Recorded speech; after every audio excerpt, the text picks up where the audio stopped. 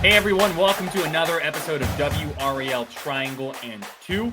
I'm Luis Fernandez. He is Mark Bergin. Normally we come to you on a Monday, but today is Wednesday. We're going to go ahead and get right into it with ACC basketball. We are in the heat of the schedule for the men's and women's teams. We're going to talk a lot of men's basketball today. Mark, you excited, man? I know you said last time we talked, I know you said you're still like transitioning into the basketball flow of things. Are you fully transitioned? I now understand your mindset, Lewis, where as soon as the Tar Heels football team lost 2 games, you say, bring on the hardwood and the hoops, because North Carolina is back in the top 5 at number 4, 6-game winning streak, and RJ Davis is balling right now. He is. No, RJ Davis is having a heck of a season for the Tar Heels. They're up to number 4 now. Last week when you watched, gosh, I forget how many it was, but it felt like 6 top 10 teams all lose and UNC able to clutch out a couple of wins. The Tar Heels are definitely in a position. It just feels like they're returning to rare air when it comes to the basketball program. RJ Davis averaging 20.4 points right now, 95% from the free throw line, 41% from 3. He's just crushing it. Armando Bacot, I think, is rounding into form a little bit more. He's at 14 points right now. Harrison Ingram's been wild to see. Cormac Ryan, all of the above. They're the lone perfect team in ACC play right now. 5-0 last week, beating NC State. So it's going to be interesting to see how this next week shapes out for the Tar Heels, Mark, because they have we're recording this on a Wednesday afternoon, excuse me. So they've got Louisville tonight at 9 p.m. in the Dean Smith Center. Dare I say this, an All-American season? I mean, if he keeps up with this efficiency from 3 and from the foul line, maybe the overall field goal percentage could be a little bit better. Maybe you could say, his assist to turnover ratio could be better. But it's the pace that the Tar Heels are playing with as well. And then I'm going to make my favorite point guard analogy when it comes to any guard play, and especially as we get closer and closer to March. He is the straw that stirs the drink, Lewis. And so, I'm all the way there now after a week ago where my brain's still on football, but we've now transitioned to basketball season, especially when you're talking about the North Carolina Tar Heels. Yeah, no, RJ Davis has been phenomenal. I think he's got to be All-American or in that All-American conversation at the very least this year with the way he's been playing. UNC up to number 4. What I think is going to be interesting to see now, they're 5-0 in ACC play, right? They are number 7 in the net. So everything's looking pretty good for them. Last year, I know they were, they didn't make the tournament, obviously. They were a lot of bubble watching going on in Chapel Hill. Now, not so much. They play the next 3 games over the course of 5 days, I think. Home against Louisville tonight, and then at Boston College on Saturday. And then they will play, I believe it is it's home against Wake Forest on Monday. So we saw the Demon Deacons just getting we're going to call that a spicy matchup there between NC State and Wake Forest. We'll get to that in a little bit, though. So it's going to be interesting to see if UNC can come out of this 3-game stretch unscathed because of those quick turnarounds. The quick turnarounds. But, Lewis, here's my area of caution. We'll talk about this for each team. But it would be Elliot Cadeau, still a freshman. I notice if you just look at the stat sheet, he's a guard shooting less than 60% from the foul line. And I talked with a lot of Tar Heels fans that have been watching this team for years.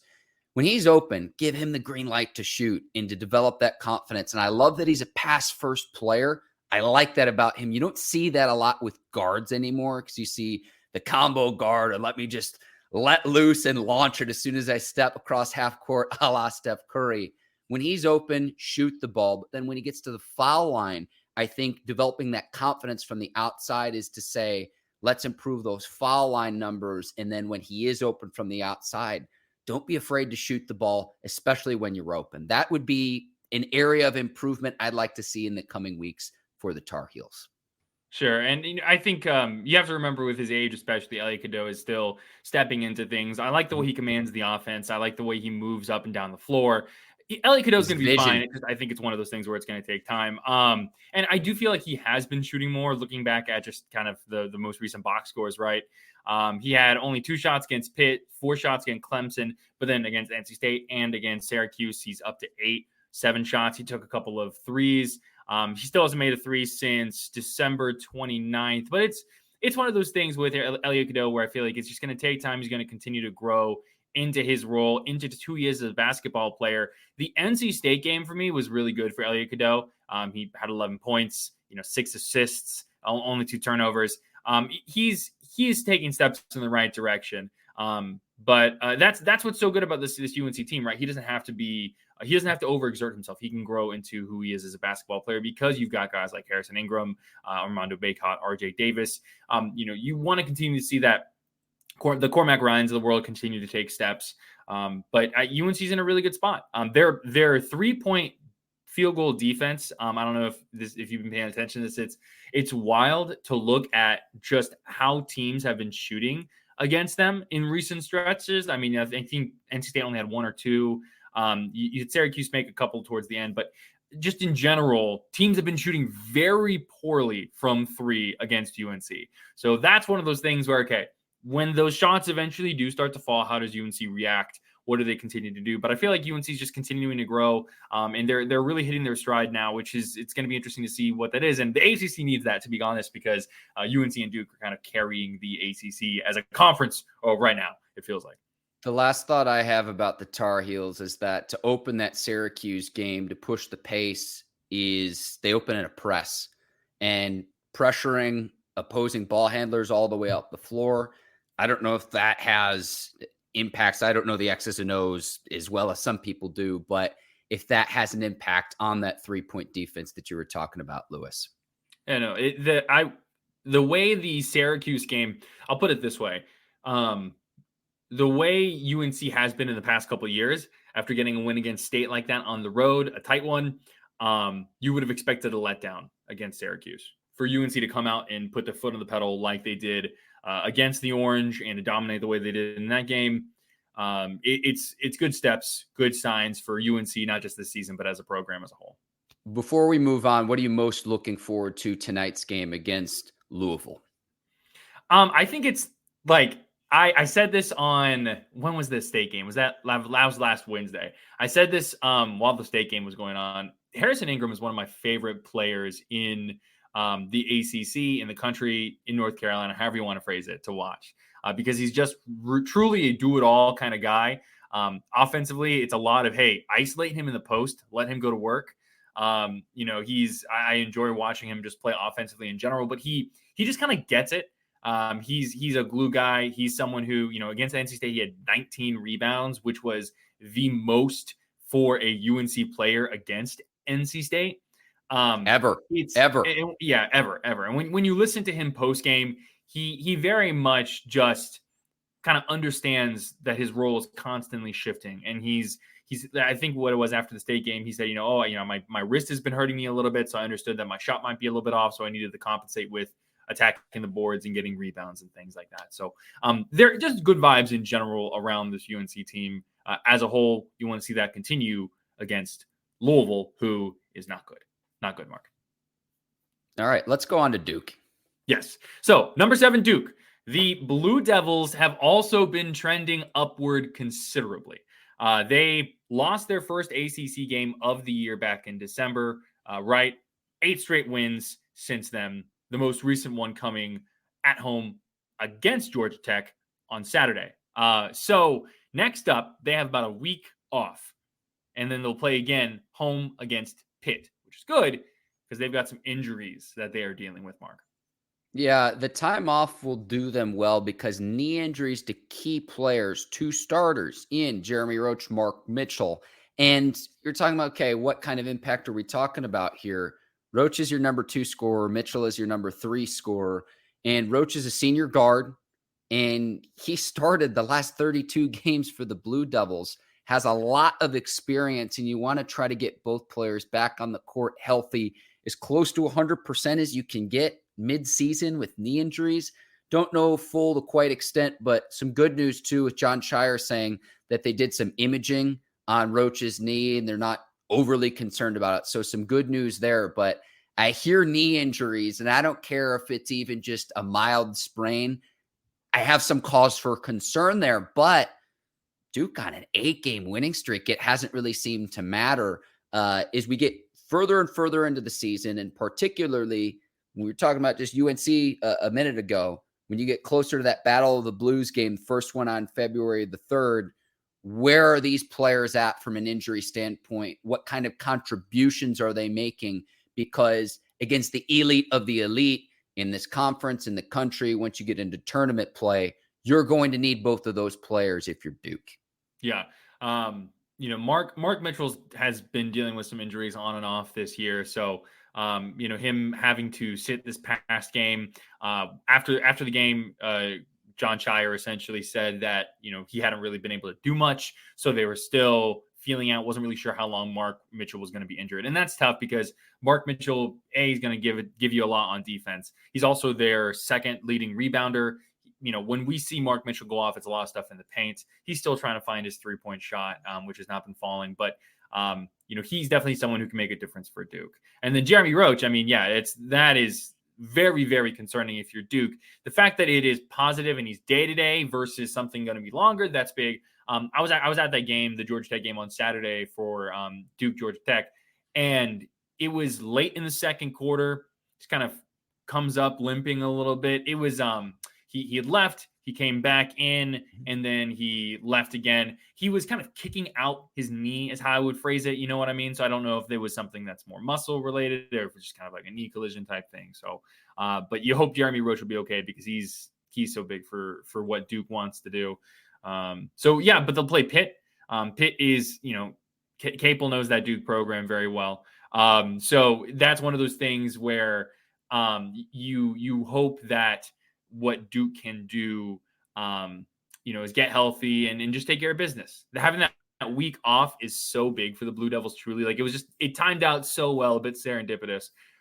They play home against Pitt on Saturday at 8:00, and then they'll turn around and play at Louisville on Tuesday.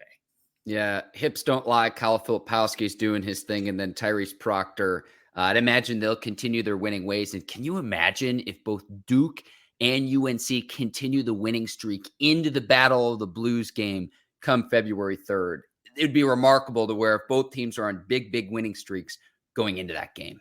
Yeah, it's funny how that game always tends to be like as dramatic as possible. So, of course, that could be the situation.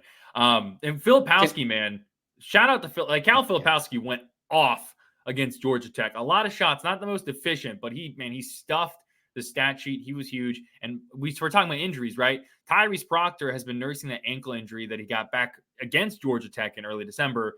And he's really starting to get back into the rhythm of things. And when Tyrese Proctor is, carrying the offense the way he is, his connection with Kyle Filipowski, the way Jeremy Roach can look for his shot a little bit more. It goes a long way if Tyrese Proctor is completely healthy and back. We've talked Duke, we've talked UNC. Got to talk a little bit about this. Did you see Jay Williams' commentary, Lewis? Before we get to NC State. The transfer thing? Much to your delight, I'm sure. Now, let me put this into context. He's making these comments at the end of a blowout win, Kansas over Oklahoma State, and he gets asked, where would you transfer to? And he says, back in the day, I would go to Georgetown, but now, UNC, I don't want to be excommunicated from the brotherhood, but I'm sure you were absolutely delighted to see this, Lewis. So many of the Duke and UNC players, they kind of run in the same group, in the same kind of line, if you will, a lot of really talented, highly recruited players and things like that. So, I'll put it this way. Him saying that doesn't surprise me as much as him saying it on TV is what surprises me. That's one of those things where I would just steer away from saying. I'd be like, I'm good, man. I want to go to Georgetown. Yeah, absolutely. Let's go to Georgetown. I don't think I would want to say that on TV. We're talking about it now. It'll make a headline saying, oh, Jay Williams would want to transfer to North Carolina. And again, let's put this into context. It was like less than 4 minutes left to play. Kansas is up more than 20 against Oklahoma State in the waiting moments of a game that's already decided. I think it's pretty smart. And here we are talking about it now, and you make a headline for yourself as an analyst, and a reputable one at that. It's always for the brand, Mark. It's always for the brand. Speaking of brands, let's go ahead and turn to NC State, because when you look at football, when you look at what's been going on with basketball, I feel like NC State's culture is very like set in stone of like this, grit grind, very, very, hard nose the grindstone, blue collar. Like that's what NC State is going for. And that game against Wake Forest on Tuesday night was, as you can see here in the little banner, the little lower third, the word of choice that I've gone with here is spicy. Because you had, I think it was 5 technicals over the course of the game. Kevin Keatts was ejected, his second time being ejected this season. It's just what a game, what a moment that was for the Big Four in Raleigh. Lewis, I promised you before the podcast that I would behave, so I will not flip you the double birds, but DJ Horne rallying the Wolfpack back down 11 in this game without your head coach after it was again, you used the word spicy, fiery, whatever adjective you want to use, but finding a way to win. In NC State, even above Duke, has a better ACC record right now at 5-1 in the ACC. They're 13-4 overall, but Horne apologizes for this after the game. I will say this, if it were a Duke or UNC player, I think we'd be talking about this differently. That is just my opinion. There's no doubt about his talent, his ability on the floor. And again, he apologized for the gesture after the game in a post on, I'm going to say Twitter, X. I don't know what we're calling that social media platform the artist anymore, formerly known as Twitter. He said, hold on, I'll pull up the exact tweet and then I'll give you my take here. So he said, my sincere apologies for what happened at the end of the game. I got caught up in the heat of the moment and made a disrespectful gesture that I should have never done. That's not who I am. If you've been living under a rock or you just don't know, hitting free throws to ice the game at the very end, DJ Horne appears to give the double bird. I don't know who it was to. I don't know if it was. It looked like the refs. I don't think it was intended for a Wake Forest player because that's what I initially thought. But then you look within the context of what happened and the referee turns around. I believe it was at the referee, Lewis, but that was just my interpretation. Yeah, here's my thing, right? I think, and this kind of goes back to a lot of like the unwritten rules in baseball and things like that. Sports are emotional. You say things, you do things. There's nothing wrong with being emotional. There's nothing wrong with expressing yourself. Is giving the double birds the best look? No, it's not. But at the same time, I think it's a little bit hypocritical. It's a little bit ridiculous on people's part to demand perfection from everyone on the court at all times, on the field, whatever it might be. But I will say it's about how far you go, right? Flipping double birds, that doesn't hurt anyone. Let me piggyback off this too, Lewis, really quickly. Let me piggyback off this too. Yeah. We're also talking about young men in their late teens, early 20s. Yeah. Exactly. Sports are supposed to be fun. They're supposed to be, this kind of conglomeration of passion and energy and excitement and competitive. And sometimes your competitive nature gets the most of you. Really, as long as no one is getting hurt. If you're fans of specific, like if you're a Wake Forest fan, I would not like DJ Horne right now. Absolutely. But that's the whole point, right? I could give you a diatribe on like all the different ways I, hate the Pittsburgh Steelers and how much I enjoyed watching them be exposed for frauds in the first round of the wild card weekend here, Mark Bergin. But the thing is, like it's all personal. It's all part of that competitive nature. As long as nobody is getting hurt, that's my main thing. So yeah, and it is different than say. Yeah, it's different than say. I'll just put this out there, like Grayson Allen's antics, where he's tripping or hurting another player. NC State will play Wake Forest in Winston-Salem on February the 10th. Keep an eye on this, Lewis, if we get a follow-up between these two schools. That game I'm now going to have circled on my calendar because after this one last night, again, fiery, spicy, whatever adjective you want to use, it was an intense game last night. And here's the thing for NC State, right? To talk about the basketball side of things for a little bit. Okay. Mm-hmm. And NC State still has a lot to figure out. They shot 0% from 3, I believe, in this one. Still DJ won. Horne. That's incredible.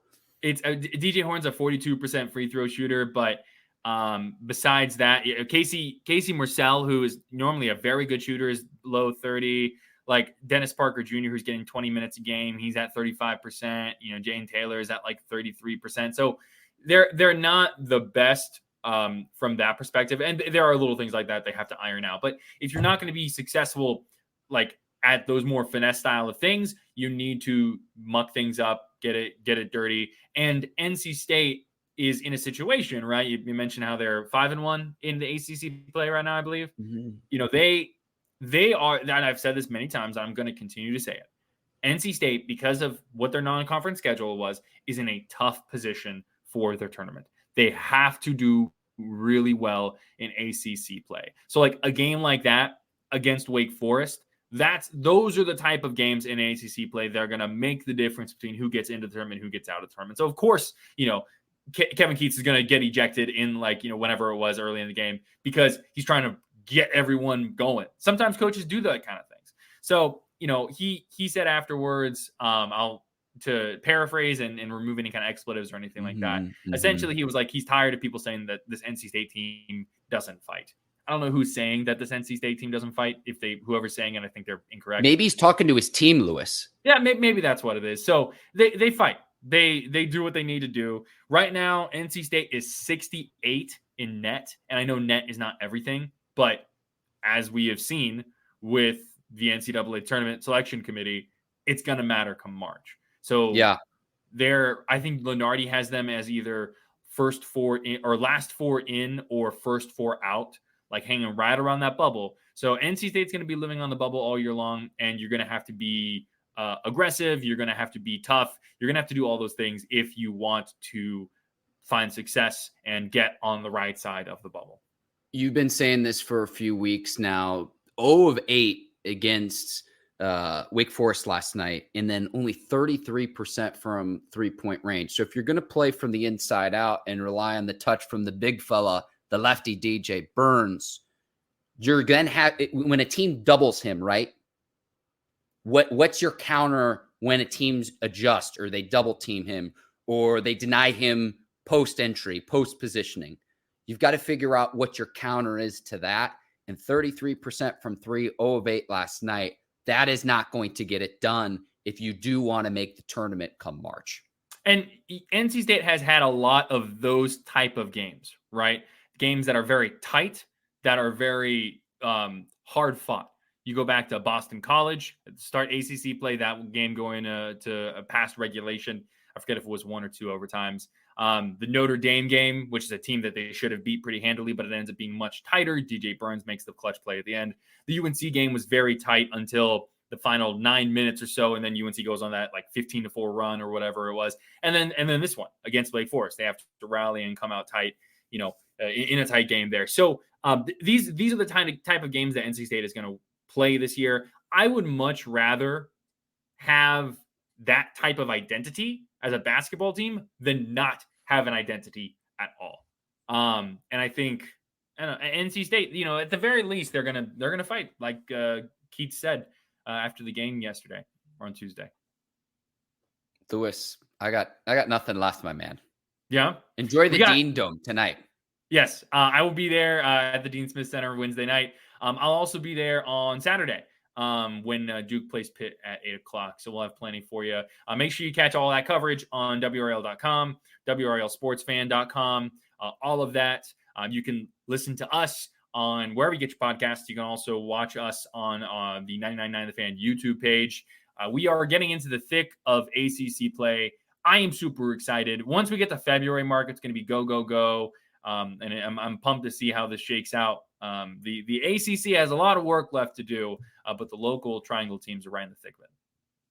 Last thought for me, Lewis. It's nice to see the twinkle in your eye again when we're talking about your beloved North Carolina Tar Heels. Listen, man, it's been a good year for UNC, but it is still mid-January, and you don't want to be playing your best basketball in mid-January. You want to be playing your best basketball end of February, beginning of March.